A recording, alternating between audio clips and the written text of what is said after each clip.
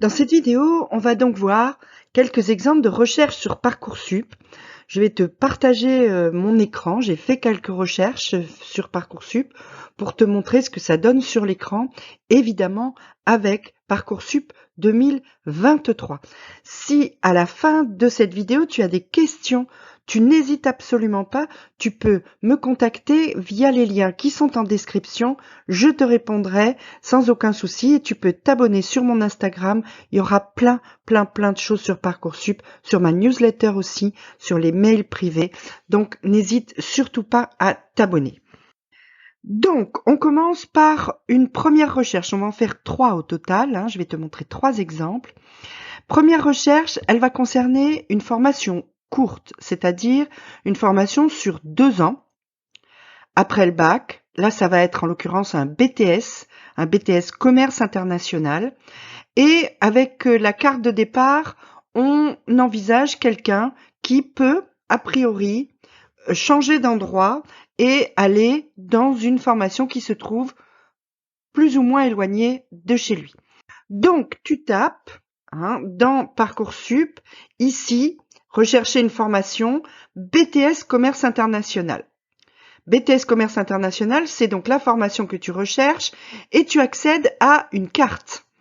À une carte ici, qui est donc une carte dite interactive, où tu vas trouver tous les endroits où il y a un BTS Commerce International. Et tu cliques sur celui de ton choix pour accéder à la formation et à ses détails. Petite info, si tu ne sais pas encore ce que tu cherches, mais que tu sais où tu cherches, tu fais pareil sur la carte, sauf que tu cercles un endroit et là, tu vas avoir toutes les formations qui se trouvent à cet endroit-là. Ça peut être un autre critère de recherche intéressant. En tout cas, là, moi, j'ai cliqué parce que c'est ça qui m'intéresse et c'est ça que je connais le mieux. J'ai cliqué le petit 1 ici. C'est en fait le commerce international, le BTS commerce international de mon lycée. Et voilà la fiche que tu obtiens. Donc voilà, donc dans 2023, dans Parcoursup 2023, les choses ont changé. Tu as ici toute une série d'onglets qui te permettent d'accéder à diverses informations. Donc le premier onglet, c'est découvrir la formation et ses caractéristiques. Et tu le vois, tu as une présentation générale de la formation, si cette formation est une formation certifiée par l'État, quand se font les journées portes ouvertes, quels sont les frais de scolarité, etc. Et donc, tu as ici tout un tas d'informations générales sur cette formation. Elle est organisée en semestre, le contrôle continu et un examen final comme évaluation. Tu dois faire un stage de 2 mois à l'étranger. Tu peux avoir accès aux enseignements obligatoires, etc. Bref. Et si tu cliques là, tu vas avoir la fiche NICEP. Si tu cliques là, tu verras les langues disponibles dans cette formation, puisque selon les lycées pour les BTS, c'est pas toujours les mêmes langues qui sont disponibles. Ça, c'est des informations donc générales sur cette formation. Et puis ensuite, tu vas cliquer comprendre les critères d'analyse des candidatures, parce que c'est ça qui est intéressant. C'est de savoir comment on va te choisir. Alors, tu peux savoir qui analyse les candidatures. Là, pour les BTS, généralement, c'est les profs de la formation, Mais tu as surtout ici une grille d'analyse des candidatures, c'est-à-dire qu'est-ce qui compte le plus. Donc tu le vois pour le BTS, ce qui compte le plus, ce sont tes résultats scolaires, tes bulletins de terminale et de première, ou ceux que tu auras obtenus dans l'enseignement supérieur si tu es en réorientation. Ensuite, donc ça compte pour 40%. 20% tes compétences, tes méthodes de travail, ton savoir-faire, 10% ton savoir-être, 20% ta motivation et la cohérence de ton projet. Donc, tu vois, ça, c'est quand même assez important. Et enfin, 10% tes engagements, tes activités, tes centres d'intérêt. Ça, c'est ta rubrique activités, centres d'intérêt qui va être lue donc pour 10% par les profs. Et puis, si tu descends un petit peu, tu verras que il va y avoir un détail de tout ça. Mais tu as ici encore quelques conseils. On te conseille de valoriser tes langues étrangères. Évidemment, commerce international, on se doute bien que les langues étrangères vont avoir de l'importance. On te dit que c'est important si tu dois passer un oral de motivation, de bien connaître les attentes et les finalités de la formation. Il y aura des questions dessus. Et que on va faire attention à la pertinence de ton projet personnel et de la cohérence de ton dossier. Donc tu vois ici les points qui sont importants et qui ont été signalés par les gens qui vont choisir les élèves pour ce BTS. Donc on passe au détail des critères qui sont utilisés. Tu les as juste en dessous, détail de la grille d'analyse. Donc pour tes résultats scolaires, qu'est-ce qui est essentiel? Tes notes en français, tes notes en spécialité, tes notes en langue étrangère. Et puis aussi la fiche à venir, c'est-à-dire comment tu as rempli l'ensemble de ta fiche à venir, qu'est-ce qu'il y a dans ton dossier, quelles sont les appréciations de tes profs, tes notes aux épreuves anticipées de français, et puis ensuite les appréciations par matière et l'avis du conseil de classe. Donc tu vois que tout ça, c'est considéré comme essentiel. Donc y compris pas seulement tes notes, mais aussi les appréciations de tes professeurs concernant tes résultats scolaires. Ensuite, au niveau de tes compétences et de tes méthodes de travail, ce qui va surtout être utilisé, c'est les appréciations des profs. Donc, on revient de nouveau sur cette fiche à venir et la façon dont tes professeurs auront considéré que tu es fait pour cette formation ou pas. Savoir-être, on va regarder les critères qui sont sur la fiche à venir. On voit que c'est aussi très important. Tes professeurs cochent des cases sur ta fiche à venir, sur ton savoir-être. Est-ce que tu es quelqu'un qui se comporte correctement, quelqu'un qui bavarde pas, quelqu'un qui, etc. La motivation et la cohérence de ton projet. Donc ça, c'est ce que tu vas remplir, ce que tu vas écrire toi-même, ce qu'on appelle le projet de formation motivée. En fait, c'est une lettre de motivation que tu rédiges. Tu vois qu'elle est très importante. Elle compte elle aussi pour toi. Par contre, ta rubrique activité centre d'intérêt, ici, elle est seulement complémentaire. Elle sera peu utilisée par les examinateurs pour décider si tu peux intégrer cette formation ou pas. Donc tu le vois ici, ce qui va vraiment compter, c'est ta fiche à venir dans son ensemble, à la fois tes notes et les appréciations de tes profs et ton projet de formation motivé, accessoirement ta rubrique activité et centre d'intérêt. Alors, les connaissances et les compétences attendues pour cette formation. Ici, c'est des choses qui sont générales. Tu as des attendus nationaux, des compétences pour travailler en équipe, les outils numériques, voilà, tu regarderas, il y a ça pour toutes les formations. Et puis, celles qui sont spécifiques à ce lycée-là. Donc, par exemple, les places priorisées pour les bacheliers professionnels. Tu sais qu'aujourd'hui, en BTS, il y a des places réservées pour les élèves qui viennent de Bac Pro. Le fait que cette formation accueille généralement des profils variés, ce qui te donne plus de chances. Il n'y a pas un type d'élève qui est choisi prioritairement par cette formation. Et il est important que tu aies les compétences attendues, acquises au lycée. Ça, c'est un truc normal. Et puis, si tu cliques là, rapport d'analyse des candidatures de la session 2022, tu pourras télécharger en PDF. C'est mal foutu. Avant, c'était directement dans le site. Mais bon, maintenant, tu les télécharges en PDF. Les statistiques de l'année dernière, de l'entrée en 2022. Donc, tu vois, tu as le rang du dernier admis en procédure principale, le taux de boursier, le taux de bac pro, le nombre de vœux, etc. Donc, voilà. Donc, tu as toutes ces indications-là que tu vas retrouver dans cet onglet sur la façon dont tu vas être pris dans cette formation. Tu as aussi un onglet accéder aux chiffres clés de la formation. Il est là. Bon, les modalités de candidature, ça va te dire où tu trouves le dossier, etc. Mais ça, c'est très très différent selon les formations. Donc les chiffres clés.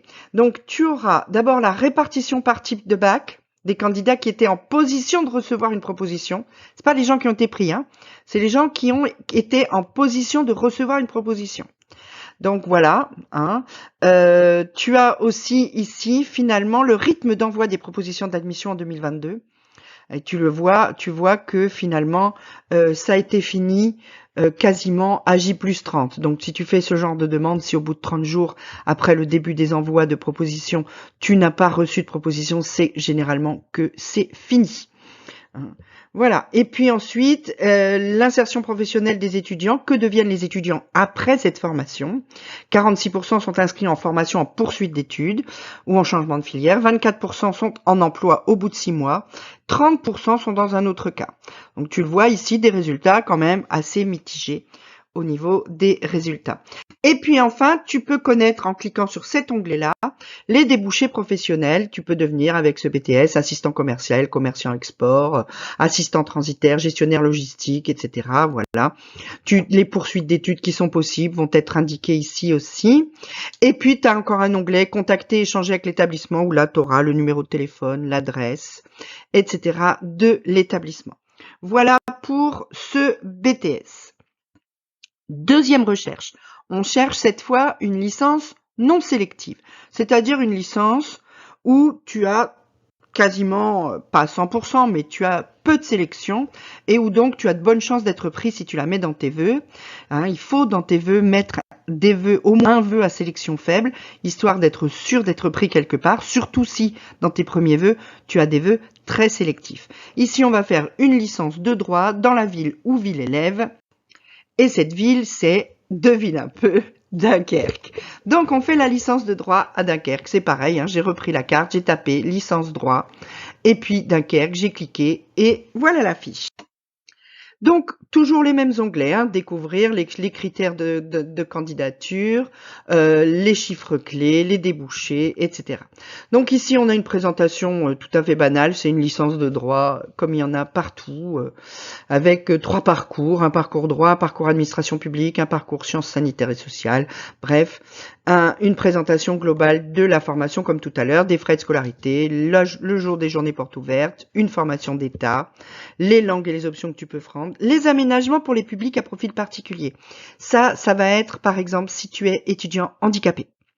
Hein, il va y avoir des aménagements possibles pour les étudiants qui sont reconnus comme étant handicapés. Et puis les dispositifs d'aide à la réussite, ça c'est pour les étudiants qui intègrent alors qu'au départ ils ont peut-être un niveau très très juste. Hein, donc il y a des moyens de faire des séances de remise à niveau, etc. C'est ça que tu vas trouver là, qu'on n'avait pas tout à l'heure pour le BTS. Les critères utilisés, donc tes résultats scolaires 80%, tu le vois, savoir-être 20%. On a déjà beaucoup moins de types de critères ici, tu le vois, ça montre ça que c'est pas très sélectif. Hein. Et puis les résultats scolaires pour 80%, donc c'est tes bulletins qui vont être les plus utilisés. On te dit qu'il faut quand même faire attention à toutes les matières de culture générale, philosophie, histoire, géo, etc. Et de t'intéresser à l'actualité, de savoir t'organiser, travailler en autonomie, ça c'est pour la fac, c'est toujours comme ça, et de savoir t'exprimer correctement à l'écrit comme à l'oral. Détail des grilles d'analyse, là il y a vraiment pas photo, hein. Ta note de français, ta note d'histoire, ta note de philo, ta note de maths. Parce que là, en fait, le droit, il y a une raison à ça, c'est que le droit, c'est une matière hyper logique. Et que généralement, quand on est logique, on arrive à avoir de bonnes notes en maths. En tout cas, c'est un critère qui permet de savoir si tu as un esprit logique ou pas. Hein. Et le reste, c'est culture générale, expression écrite. Hein. C'est parfaitement logique. Donc tu le vois, il faut blinder si tu veux faire du droit, le français, l'histoire géo, la philo. Si en plus tu as fait une SP, HLP, HGGSP, etc., ça va être un bonus pour toi. Le reste qu'ils vont aller chercher dans ta fiche à venir, c'est tes méthodes de travail, ton autonomie, capacité à s'investir et donc l'avis de tes profs sur ces points-là dans ta fiche à venir. Tu vois ici le projet de formation motivé, c'est-à-dire la lettre de motivation. Il n'en est pas fait mention. De ta rubrique activité centre d'intérêt non plus. Évidemment, quand on a une formation qui n'est pas sélective, on n'a pas besoin d'aller chercher tous ces critères-là pour faire une sélection entre les candidats. Donc, les critères sont minimalistes. C'est logique. Et puis ensuite, on a connaître les débouchés professionnels. Et bien voilà, les poursuites d'études qui sont possibles et les débouchés professionnels avec du droit. Évidemment, on peut pas mettre tous les débouchés professionnels du droit là-dedans parce que le droit, c'est vraiment une matière qui ouvre sur des portes très très très nombreuses. Mais tu as une petite idée ici, au moins pour celui-là, de comment tu peux poursuivre. Parce qu'en plus, à Dunkerque, en fait, il n'y a pas toutes les années, tu peux pas faire de master. Donc ça t'explique où tu vas pouvoir aller faire un master, etc. Contacter, échanger avec l'établissement, c'est toujours la même chose. Donc, on passe à la troisième recherche qui est celle d'une filière sélective cette fois. Et je choisis une classe préparatoire aux grandes écoles de type MPSI, donc pour les élèves scientifiques.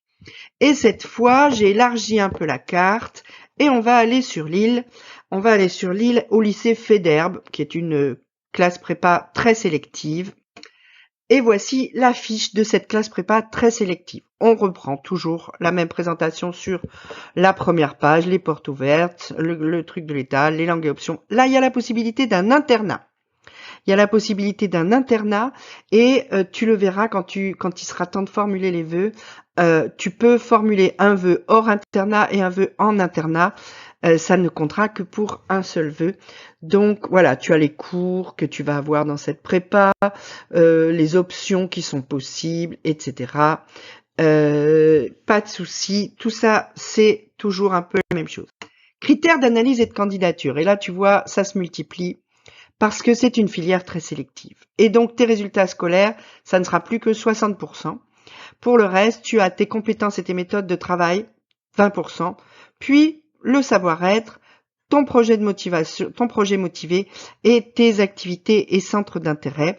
5%, mais 5% c'est peut-être des fois ce qui permet de passer de je suis pas pris à je suis pris. Donc il faut y faire attention. Quand elles sont là, ça veut dire qu'ils les regardent. Donc là, les conseils qui te sont donnés, tu dois être travailleur, sérieux. Tu dois avoir des résultats équilibrés, ça veut dire que tu dois pas être bon que en maths et en physique. Hein, et tu dois avoir des capacités d'organisation et d'efficacité de travail, de la rigueur, de la méthode, bref, ce qu'on attend d'un élève de classe préparatoire. Si on détaille ces critères, alors là, tu le vois, hein, il y a beaucoup de choses qui vont être regardées quand même. Hein. Donc tes notes de terminale, tes bulletins, notamment physique, chimie, maths, maths expert, sciences de l'ingénieur, tes SP scientifiques, etc. C'est normal. Ensuite, ta fiche à venir, c'est-à-dire ton rang en classe de terminale. Alors ça c'est vraiment typique des classes préparatoires, notamment des classes préparatoires scientifiques. Ils veulent le premier de la classe. Il n'y a pas que la note qui compte, ce qu'ils veulent aussi, c'est que tu aies été le premier de la classe. Parce qu'il y a un esprit de compétition dans ces classes prépa qui fait qu'ils veulent les premiers de la classe. Et qu'ils te disent même des fois aux journées portes ouvertes, quand tu vas les voir, hein, t'es premier, non je suis deuxième, eh ben faut que tu sois premier. Ouais mais le premier c'est mon meilleur, eh ben tant pis tu le bouffes. Voilà, hein, c'est un peu l'état d'esprit qui est demandé et donc le rang leur permet de voir si tu as cet état d'esprit là. Tes relevés de notes de spécialité, essentiels, et tes résultats aux épreuves de spécialité qui auront lieu en mars. C'est la première fois qu'on le trouve, hein, ça, dans les critères. C'est très, très important. Ta maîtrise de la langue française, donc là, ça, c'est pour les candidats étrangers, évidemment. Hein. Tes notes de première, très important. Ensuite, tu as la progression de tes moyennes. Ça, c'est très intéressant aussi.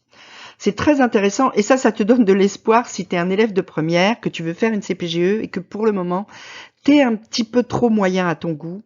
Eh bien, tu le vois, très important, tu as la progression de tes moyennes entre la première et la terminale. Un élève qui est passé de 14 en début de première à 18 ou 18,5 en fin de terminale aura beaucoup plus de chances qu'un élève qui a eu 17 ou 17,5 tout le temps. Parce que ça prouve que tu as la gagne, ça prouve que tu as la motivation, ça prouve que tu en veux. Et pour eux, c'est un critère qui est très très important dans les classes préparatoires. Et ça, tu le vois donc quand tu regardes bien ces détails de la grille. Évidemment, ensuite, tes notes de terminale sur les langues vivantes, la philo, les épreuves anticipées de français, ça reste important. Très important, est-ce que tu es un élève méthodique? Ça, ils vont aller le trouver sur les appréciations de tes professeurs. Ta rigueur et ta précision aussi. C'est l'appréciation de tes professeurs et tu le vois, très important. Encore ici, appréciation des professeurs sur tes capacités de travail, tes capacités d'adaptation, ta concentration en classe. Regarde, hein, tout ça, c'est marqué très important. Donc, il n'y a pas que tes notes qui comptent. Toutes les appréciations de tes profs vont aussi compter. Et dès que tu vas avoir une vilaine appréciation, ton dossier va être mis sur le côté. Tout simplement parce que tellement d'élèves qui veulent rentrer, ils peuvent tellement sélectionner que Ils ne veulent que les meilleurs et ceux qui ne vont leur poser aucun problème. C'est comme ça qu'ils choisissent. Hein. Donc c'est vraiment très très important pour ce type de formation sélective, les appréciations de tes professeurs. Tu le vois, hein, elles apparaissent là. Alors c'est écrit 10%, hein, mais c'est quand même aussi écrit très important, et il y a 4 niveaux d'appréciation qui sont recherchés. Donc ça veut dire qu'ils vont lire tes bulletins vraiment. Ils vont aussi lire ton projet de formation motivé. Tu le vois, important. Ta lettre de motivation, l'avis du chef d'établissement sur ta capacité à réussir, etc. Tout ça, ça va être pris en compte aussi. Bon, tes activités, centres d'intérêt, un petit peu moins.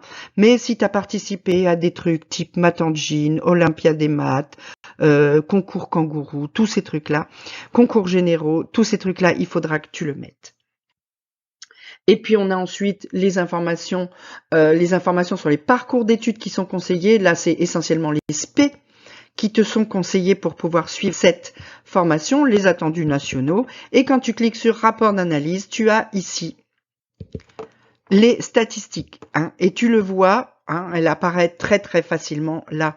La sélection, 96 places proposées pour quasiment 2700 vœux confirmés. 2700 personnes ont fait un vœu confirmé sur cette formation pour 96 places. Au total, 417 élèves ont reçu une proposition d'admission, ce qui veut dire quand même qu'il y en a un certain nombre qui ont refusé. Et le dernier admis en procédure principale était au rang 343. Donc, au moment des résultats, si tu vois que tu es au rang 800 ou 900, tu peux penser que tu ne seras pas pris dans cette formation-là. Tu as ensuite les chiffres clés, hein, tu le vois d'ailleurs, pareil à J+, même à J+20, c'était fini. Hein. J+10, c'était déjà bien rempli. Donc ça veut dire que ça, c'est une formation qui se remplit très vite. C'est pas la peine d'attendre la phase complémentaire de Parcoursup. Hein. Et tous venaient de voie générale. Si tu es en voie technologique, tu n'as aucune chance d'être pris dans cette formation-là. Les poursuites d'études et les débouchés professionnels, c'est classique. Et puis, tu auras aussi l'onglet « Contacter et échanger avec l'établissement ».